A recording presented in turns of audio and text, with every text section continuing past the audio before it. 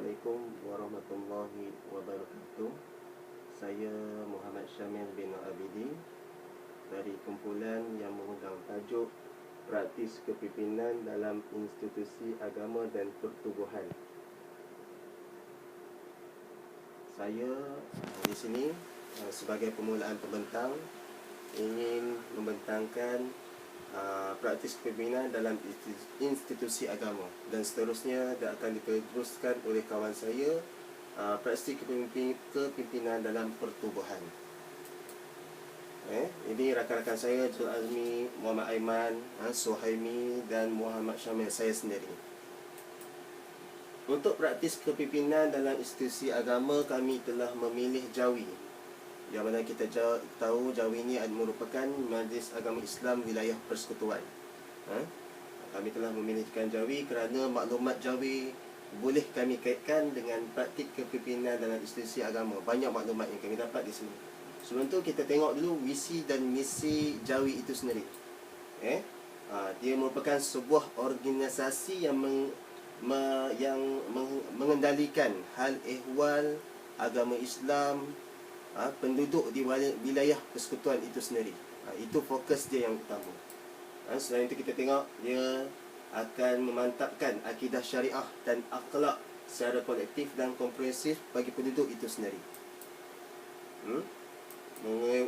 Menguruskan hal ehwal kekeluargaan Islam, melaksanakan dakwah secara menyeluruh dan profesional. Selain itu memantapkan pendidikan ummah wilayah persekutuan itu sendiri. Ini visi dan misi dia. Kemudian selain itu, masjid dan surau kita tahu itu merupakan tempat di mana dakwah itu sendiri dilakukan. Kalau kita tengok Jawi ini merupakan satu institusi yang mana ahli cendekiawan Islam telah memikirkan sesuatu untuk menyampaikan dakwah untuk orang zaman kini. Kita bukan semata-mata pergi berceramah saja, tapi ada aspek-aspek yang kita buat, terutamanya Jawi ini sendiri. Dalam Jawi dia ada unit integriti yang mana dia menjaga kebajikan, menjaga disiplin pegawai-pegawai yang berkhidmat dalam jawatan Jawi itu sendiri, supaya dakwah itu sampai terus ke penduduk wilayah persekutuan. Di antara tugas-tugas unit integriti, tengok mengurus takbir Jawi itu sendiri, memastikan pembudayaan, pelaksanakan integriti dalam organisasi. Kalau kita tengok sini, dia jaga pegawai itu sendiri. Kalau ada salah selaku daripada pegawai, dia akan kesan supaya pegawai itu yang terbaik dapat melakukan dakwah untuk masyarakat persekitaran.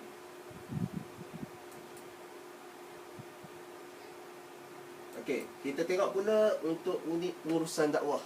Dia ada unit pengurusan dia, yang mana unit pengurusan ni lah yang menyampaikan dakwah, yang menyediakan slot-slot ceramah untuk penduduk dia. Selain itu mengedarkan risalah dan sebagainya. Bertanggungjawab menyebar dan memantapkan ajaran Islam kepada masyarakat setempat. Sebagai contoh, dia adakan kelas pengajian, semua seminar, kursus. Kita dapat tengok sini kemah ibadah. Kemah ibadah ni bukan saja untuk yang tua, tetapi untuk yang muda, terutamanya fokus dia bagi murid atau pelajar U itu sendiri, yang terdapat di tempat penduduk, setempat. Pendaftaran masuk Islam di wilayah persekutuan, orang bukan Islam yang masuk agama Islam pun dia orang menguruskan juga. Selain itu ada majlis, kalau tengok menghafal Al-Quran dan majlis tilawah Al-Quran. Sambutan hari kebesaran Islam, seperti hari Maulud dan sebagainya, dia orang akan rancangkan satu program untuk penduduk di situ. Dan akhir sekali, pengurusan dakwah ni sebagai khidmat kebajikan kepada masyarakat setempat. Kalau ada apa-apa masalah tentang dakwah, dia orang bertanggungjawab untuk membantu masyarakat itu. Seterusnya kita belum tengok unit pengurusan Qariah. Qariah ni itulah, dia lebih fokus kepada penduduk setempat, masalah penduduk setempat. Kita tengok itu dia mewujudkan struktur organisasi yang berkesan dalam pentadbiran masjid dan surau.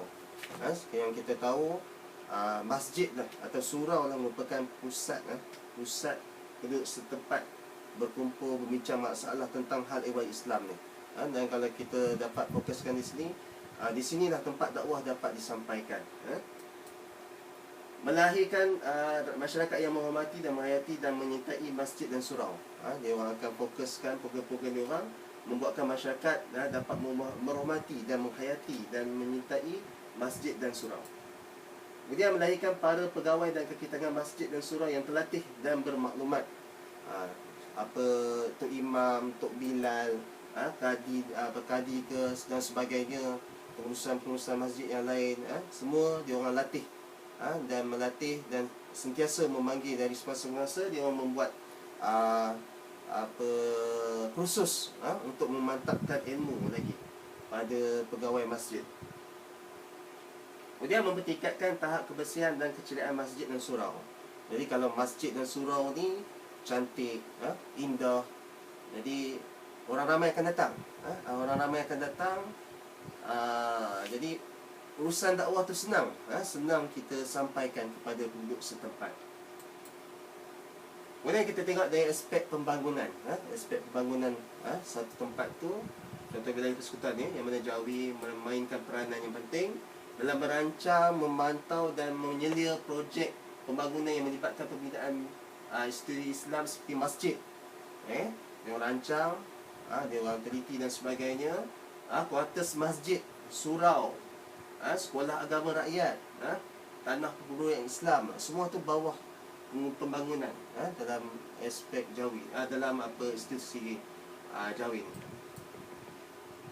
Menguruskan hal ehwal pembangunan dan penyelenggaraan masjid, kuartus masjid, surau, sekolah agama rakyat, dia orang uruskan. Kalau ada masalah keluangan dan sebagainya, masalah cikgu tak ada dan sebagainya, dia orang uruskan. Pelantikan imam dan sebagainya. Seterusnya menyelenggarakan sistem mekanikal, elektrikal dan sivil semua bangunan kompleks. Aspek ni pun sistem teknikal pun dia orang uruskan. Dalam untuk memastikan pusat dakwah ni, iaitu masjid surau ni dapat dipenuhi orang, dapat dihadiri orang untuk mendengar urusan dakwah.